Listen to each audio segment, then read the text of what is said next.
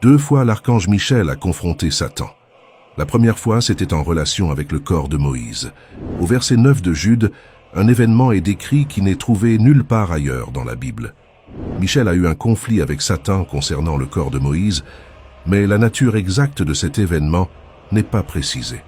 Au verset 9 de Jude, « Cependant l'archange Michel, lorsqu'il contestait avec le diable et discutait au sujet du corps de Moïse, n'osa pas porter contre lui un jugement de malédiction, mais dit « Que le Seigneur te réprimande ». Cet événement est relaté dans Jude. Il n'est pas improbable que Satan voulait connaître l'emplacement afin de pouvoir faire construire un sanctuaire là-bas. Ainsi, Israël pourrait se tourner vers l'adoration idolâtre des os de Moïse en tant que représentant angélique du peuple d'Israël. Michel s'efforcerait de préserver le peuple de ce type d'idolâtrie en gardant secrètement le lieu de sépulture. Moïse a été empêché d'entrer dans la terre promise en raison de sa désobéissance aux eaux de Mériba. Il a conduit les Israélites jusqu'à la frontière de Canaan et a eu un aperçu de la terre, mais il ne lui a pas été permis d'y entrer. À la fin de la vie de Moïse, Dieu lui a permis de jeter un coup d'œil sur la terre qu'il avait quittée en Égypte. Moïse est monté sur le mont Nebo dans les plaines de Moab, jusqu'au sommet du Pisga, et c'est là qu'il a terminé. Dieu le voulait chez lui. Moïse a remis son esprit et est mort, selon la parole du Seigneur. Après la mort vient l'enterrement, comme dans le cas de Moïse. Mais le verset 6 contient l'une des déclarations les plus remarquables sur le grand appel de Moïse, Deutéronome 34, verset 6, « Et il l'enterra dans la vallée, dans le pays de Moab, en face de Béthel-Péor. » Mais personne ne connaît son lieu de sépulture jusqu'à aujourd'hui. Moïse est le seul individu dans la Bible que Dieu a personnellement enterré. Le Seigneur a alors caché la tombe. Qu'est-ce qui l'a motivé à le faire? Parce que cette sépulture aurait pu devenir un sanctuaire. Mais le point crucial est le suivant. Même si Michel est un archange, il n'a pas osé parler avec réprobation à celui qui règne dans le royaume des démons, et il a laissé toutes ses réprimandes à Dieu. Michel l'archange est représenté dans la Bible, dans les livres de Daniel, Jude et l'Apocalypse, comme un ange guerrier qui lutte dans des combats spirituels. Le mot archange signifie ange du rang le plus élevé. La plupart des anges dans la Bible sont décrits comme des messagers, tandis que Michel est représenté dans 3 livres comme luttant, résistant ou faisant face à des esprits maléfiques et à des principautés. Michel est le nom de l'archange. Ce nom suscite la question « Qui est comparable à Dieu ?» Michel nous est présenté par le prophète Daniel. Michel a refusé de juger de manière présomptueuse. Au lieu de cela, il a simplement annoncé la réprimande du Seigneur. Cette réprimande utilise un langage identique à celui trouvé dans Zacharie 3, verset 2, où le Seigneur réprimande Satan pour ses accusations contre Josué, qui était le grand prêtre. Malgré sa grande autorité, Michel continue de montrer une soumission totale au Seigneur. Les anges justes ont une hiérarchie, ils sont soumis à l'autorité. En considérant la puissance de Michel, la soumission de l'archange à Dieu devient encore plus impressionnante et merveilleuse. Il est clair que l'acte de soumission n'a jamais l'intention de dépouiller un individu de sa force, de son but ou de sa valeur. Même Michel, l'archange, n'a pas combattu l'ennemi en se basant sur sa propre autorité, mais a parlé au nom du Seigneur. Michel a considéré son office et sa position avec révérence. Lucifer avait été créé comme la créature la plus élevée avant sa chute. Satan semblait avoir joui des privilèges les plus significatifs jamais accordés à une créature.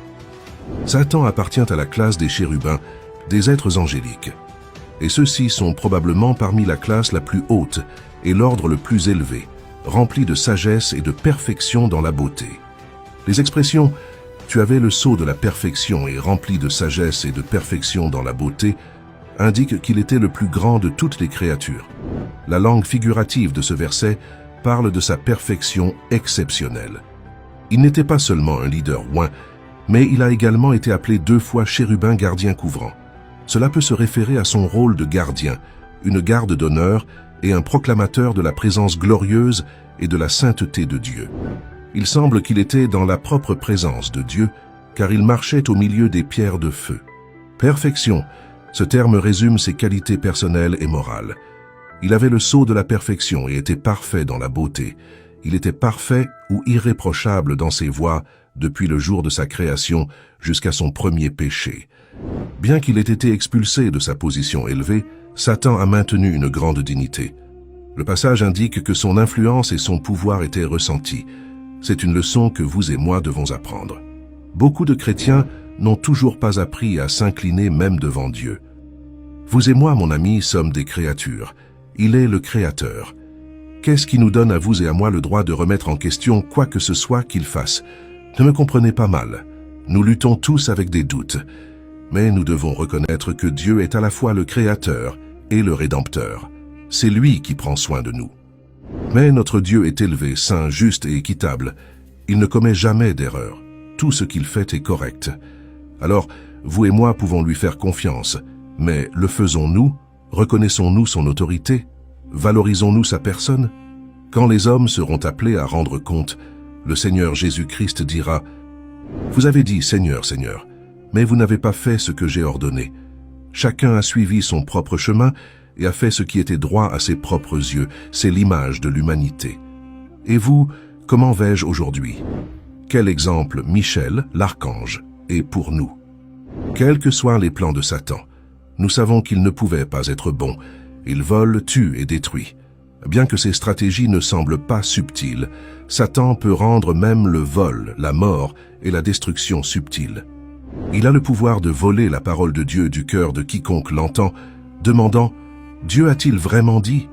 Maintenant, selon ce récit, Michel se lève en défense de Moïse et avec zèle d'esprit droit et audacieux dit à Satan que le Seigneur te réprimande. Numéro 2. La guerre dans le ciel. La guerre éclate dans le ciel avec Michel et ses anges d'un côté et le dragon et ses anges de l'autre. Cela se produit au milieu de la tribulation. Apocalypse 12, verset 7. Et il y eut guerre dans le ciel. Michel et ses anges combattirent contre le dragon, et le dragon et ses anges combattirent. Apocalypse 12, versets 8 à 9. Mais ils ne furent pas assez forts, et ils ne prévalurent pas. Il ne fut plus trouvé de place pour eux dans le ciel. Et le grand dragon fut jeté dehors. Le serpent ancien appelé le diable et Satan, celui qui trompe et séduit continuellement tout habitant de la terre. Il fut jeté sur la terre, et ses anges furent jetés avec lui. Le dragon est tellement vaincu qu'il perd sa position et lui ainsi que ses partisans sont jetés sur la terre. Cependant, ce n'est pas leur destin final. Apocalypse 20, versets 1 à 3. Je vis descendre du ciel un ange ayant la clé de l'abîme et une grande chaîne dans sa main. Il saisit le dragon, le serpent ancien, qui est le diable et Satan, et le lia pour 1000 ans. Il le jeta dans l'abîme, le ferma et le scella au-dessus de lui, afin qu'il ne séduise plus les nations jusqu'à ce que les 1000 ans fussent accomplis. Après cela, il faut qu'il soit délié pour un peu de temps. Apocalypse 20, verset 10. Et le diable qui les égarait fut jeté dans l'étang de feu et de soufre, où sont la bête et le faux prophète, et ils seront tourmentés jour et nuit au siècle des siècles. Notez le récit de Jean sur le grand dragon. Cet ancien serpent, le diable, Satan, celui qui trompe tout le monde. Après cette bataille ratée, Satan est ensuite jugé et tourmenté pour toujours, avec la bête et le faux prophète qui ont été jetés dans l'étang de feu au début des 1000 ans. Apocalypse 12, verset 10. Puis j'entendis dans le ciel une voix forte qui disait « Maintenant le salut est arrivé, et la puissance, et le règne de notre Dieu, et l'autorité de son Christ, car il a été précipité, l'accusateur de nos frères, celui qui les accusait devant notre Dieu jour et nuit. Celui qui les accuse continue de porter des accusations de comportement pécheur contre eux devant notre Dieu jour et nuit. » L'annonce se poursuit.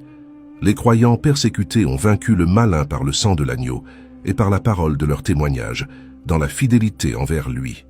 Ils ont scellé leur témoignage avec leur propre sang. Apocalypse 12, versets 11 à 12. Ah, elles l'ont vaincu à cause du sang de l'agneau et à cause de la parole de leur témoignage, et ils n'ont pas aimé leur vie jusqu'à craindre la mort. C'est pourquoi réjouissez-vous, cieux, et vous qui habitez en eux. Malheur à la terre et à la mer. Car le diable est descendu vers vous, animé d'une grande colère, sachant qu'il a peu de temps. Les cieux peuvent se réjouir du départ du dragon, mais c'est une terrible nouvelle pour la terre et la mer. Le diable sait que son temps est compté, et il a résolu de déverser sa fureur autant que possible. Satan n'est pas actuellement en enfer, bien qu'il soit certainement en route. La principale façon dont Satan attaque le peuple de Dieu est par la blasphème, et il est l'accusateur de nos frères. Néanmoins, les croyants ont un avocat divin devant Dieu, appelé Jésus-Christ. Premièrement, Jean 2, verset 1. « Mes petits enfants, je vous écris ces choses, afin que vous ne péchiez point.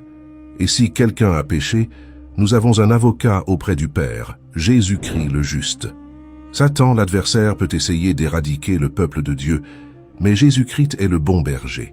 Jean 10, verset 11. « Je suis le bon berger donne sa vie pour ses brebis. » Jean 10, verset 14. « Je suis le bon berger, je connais mes brebis, et elles me connaissent. » Jean offre ensuite une stratégie simple que les croyants à travers les âges ont utilisée pour surmonter les attaques de Satan. Un plan triple contre les assauts du diable: protection, confession et courage. Tout d'abord, la protection des chrétiens n'est rien de moins que le sang du Christ versé pour leurs péchés. En dehors du sang de Christ, une personne reste pour toujours vulnérable à Satan. Deuxièmement, la confession du chrétien est la parole de Dieu. Rappelez-vous, la défense réussie de Jésus contre les tentations du diable s'est faite entièrement par l'utilisation de la parole de Dieu. Troisièmement, le courage du chrétien est indiqué par l'amour envers Jésus, plus que pour sa propre vie. Ils n'ont pas aimé leur vie jusqu'à la mort. Satan ne dort jamais, ni ne se fatigue, dans ses attaques répétées contre le peuple de Dieu. Les chrétiens qui pensent que la guerre spirituelle est un sujet excellent à discuter, mais ne pensent pas que cela affecte leur vie quotidienne, peuvent être vulnérables à la défaite spirituelle. Les bons soldats de Jésus-Christ savent que Satan rôde sur la terre, cherchant qui il peut dévorer. Nous devons être prêts. 1 Pierre 5, verset 8. « Soyez sobres, veillez.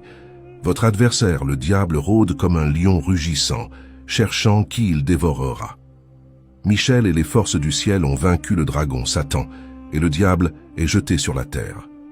Là, furieux, Satan part en guerre contre ceux qui gardent les commandements de Dieu et qui tiennent fermement le témoignage contre Jésus. Apocalypse 12, verset 17. « Et le dragon fut irrité contre la femme, et il s'en alla faire la guerre au reste de sa postérité, à ceux qui gardent les commandements de Dieu et qui retiennent le témoignage de Jésus. » Le conflit est un mal nécessaire et personne n'aime ça, mais il doit être fait pour rectifier, purifier et unifier la communauté. Cependant, il y a d'autres anges, et la Bible nous parle de leurs objectifs. Merci d'avoir écouté la parole de Dieu, et n'oubliez pas de partager cette vidéo avec quelqu'un qui souhaite apprendre la parole de Dieu. Jusqu'à notre prochaine rencontre.